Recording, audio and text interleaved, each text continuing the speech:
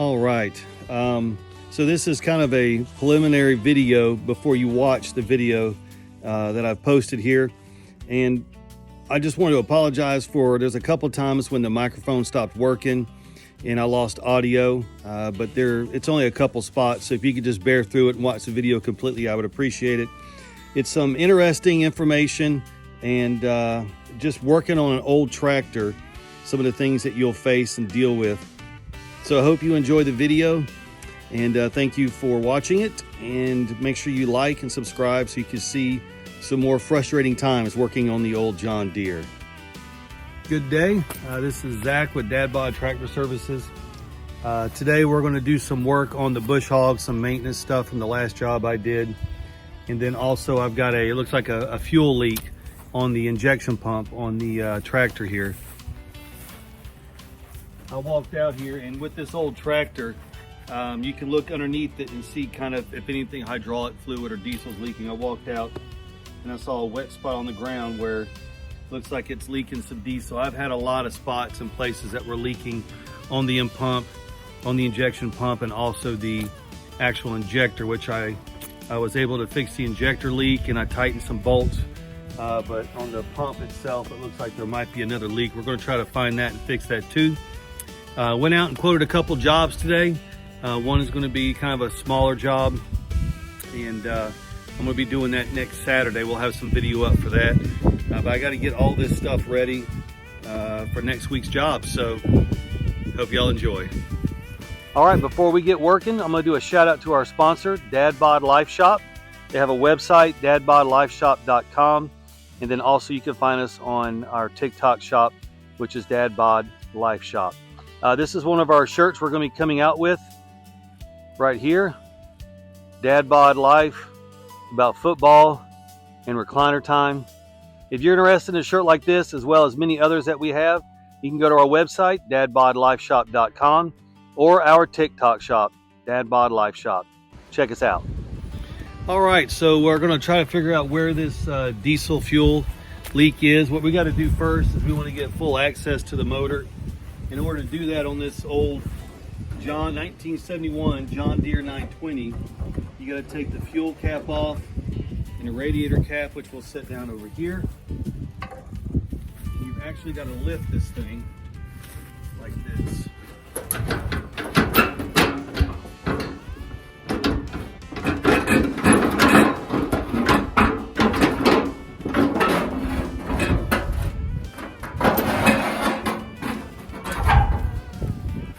Like that.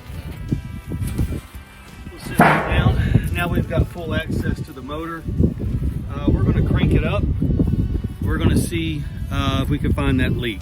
All right, I started the video and forgetting that I had bought this new microphone setup so you can hear me better. It's really windy today. My camera's already fallen over a couple times, but we're going to get right to work here.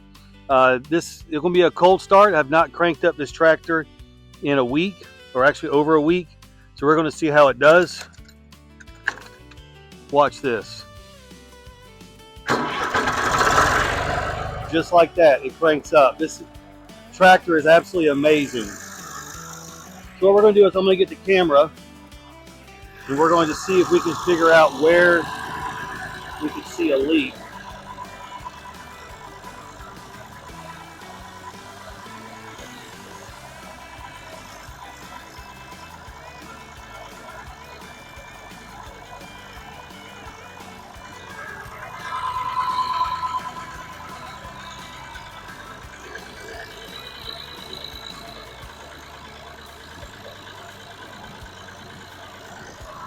All right, I see two leaks. I see one here and one here.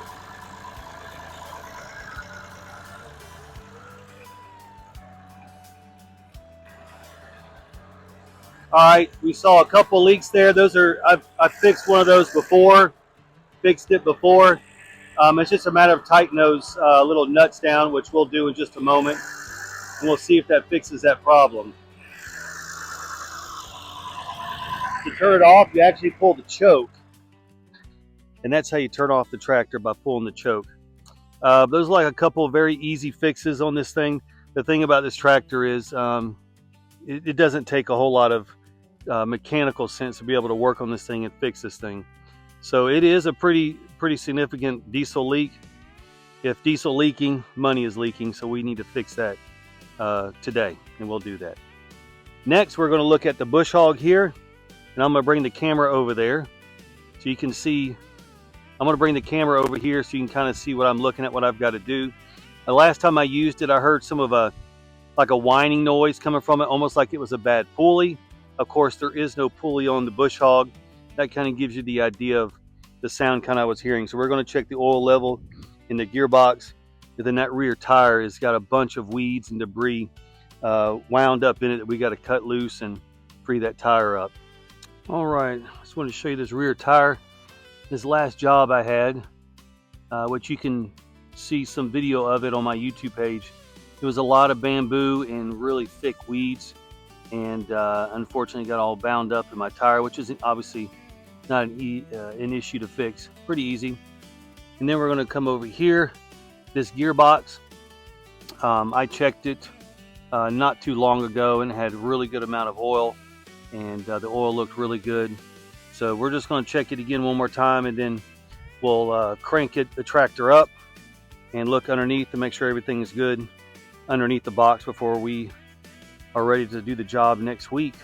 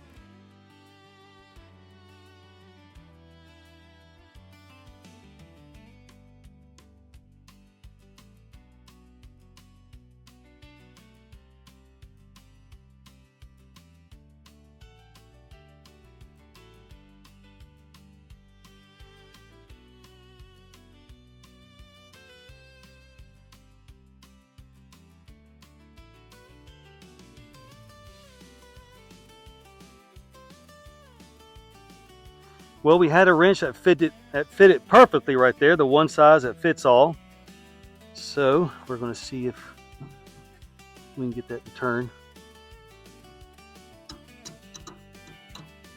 Why get the right tool when you have the one tool, right?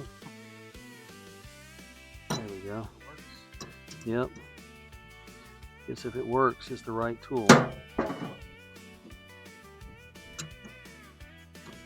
All right.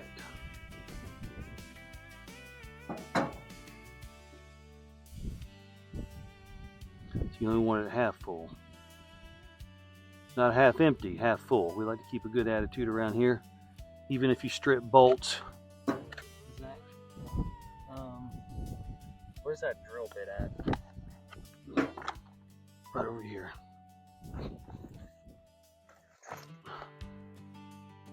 I just want to poke in there because we have a plethora of them. This looks like there's something.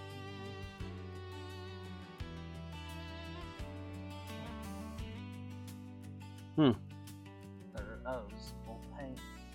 So we still don't have anything coming out. So it's still all right. Fluid.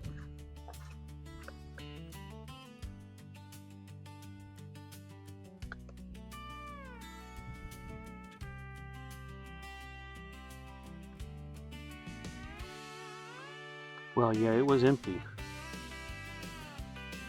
Once we get all this done, we'll check underneath it. We'll see if maybe there's some wet signs of oil leak or wet in the underneath the bush hog.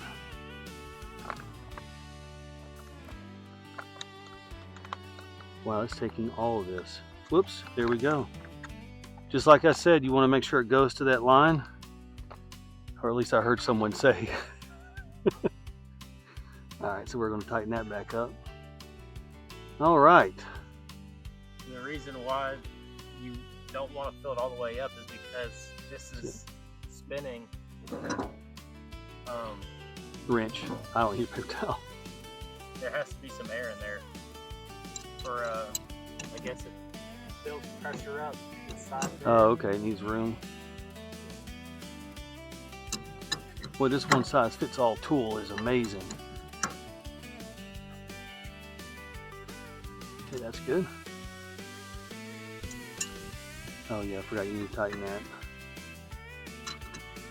Okay. Next we'll check underneath the bush hog to see what it looks like, because I hit a few cinder blocks at my last job. We just want to do a little quick inspection underneath, make sure everything looks good, no issues, and then we'll be done. We'll be ready for the job next week.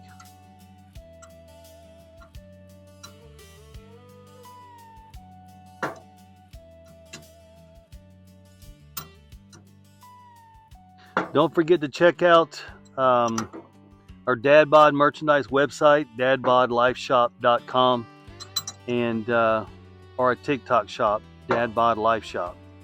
We all kind of merchandise: hats, shirts, mugs, tumblers. And we have, over the next several weeks, we're going to have several more shirts and tumblers and another coffee mug coming out. All right, let's go ahead and we'll get it cranked up. We'll look for, see how bad the diesel fuel leak is now, and we'll check underneath the bush hog. Great. Blades actually look really good, but I found some of this, it looks like either a t-shirt or something that got caught up in here. I'm not sure if it was from that job or maybe the last job, I'm not sure. But that's got to come off. That's on there pretty good. There's a lot of it. So it's going to take me a little while. All right, so we got that. Apparently it was a shirt that was bound up in there. You can see how it looks kind of wet. There is a leak of that oil right there. So we'll. Right here. Oh. No, I think it was just friction. Yeah, I think it melted the shirt. Anyway, so that's one of our projects we're going to do, is to probably have to drop all this stuff off, the plate and the blades, and go in there and try to reseal that. It's not a big deal, and it's not really leaking that bad. So while we were working on the bush hog, trying to figure out where the leak was and checking it and stuff, we looked forward of the tractor and we noticed that it was dripping something in its hydraulic fluid. And if you look, this line, this hydraulic line, is actually touching that line right there. And I think there might be like a crack or a break somewhere in that line. I don't know if you heard it when we were on the tractor, but you hear it going, eh, eh. Every time it makes that noise, it would squirt out some hydraulic fluid right there. So I think there's probably a crack or something right there on that hydraulic line that's causing it to lose pressure, which is why it was making that noise and why I was low on hydraulic fluid. So that's another project. The great things about these old tractors, they crank up and they run, but they're old and they're tired, and they're going to need some work and some little more maintenance than some of the newer stuff, maybe. I don't know. But anyway, so we'll do a video on that. Appreciate y'all watching. We've got more work to do. So what we're going to do here is bend this line up a little bit more like that, and just as a band-aid, we can buy a kit for like brake lines and stuff, so where we can splice this and fix this hole, but we don't have that with us right now. So for a band-aid, we're going to wrap a piece of rubber hose around this and some zip ties, just to hopefully contain the leak. Yeah, the hydraulics on this old tractor is not high pressure hydraulics. So this temporary fix is probably going to be good for right now, but what happened was, I think it's just vibrations in time that hydraulic line was pushed up against that piece of that rod of metal right there.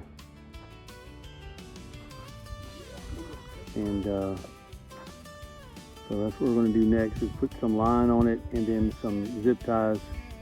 O-clamps would be better. We don't have O-clamps, and again, this is not really that high pressure hydraulics, so it should be a pretty good temporary fix. What we've done is we've kind of bent the hydraulic line so it's not touching the other. That rod is actually another hydraulic line, a big one for the auxiliary, when it had auxiliary. So now we're going to tighten this main nut right there to hopefully keep it in place so it's not directly touching the other hydraulic line. Once we get that in place, then we'll put some of that hose on there and some zip ties, and we should be set to go for right now, so I can at least get the job done this coming Saturday. All right, so we've got the temporary fix on there. We're going to see, Hunter's going to crank it up. We're going to see if we're getting any active leaks here. All right, Hunter. Whoa, turn it off. It is a lot worse than what it was before. Yeah.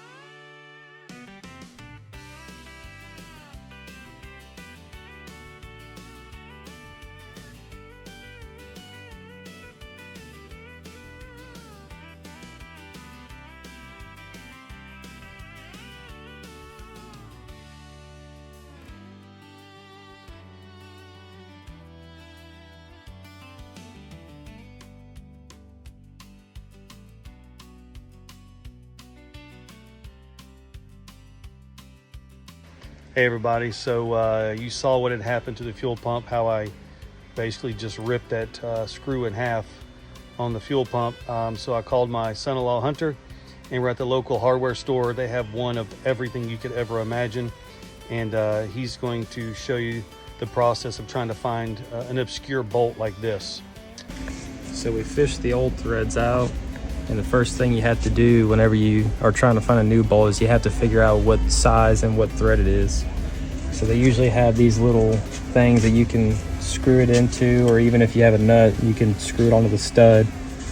But ours is a 5mm 80,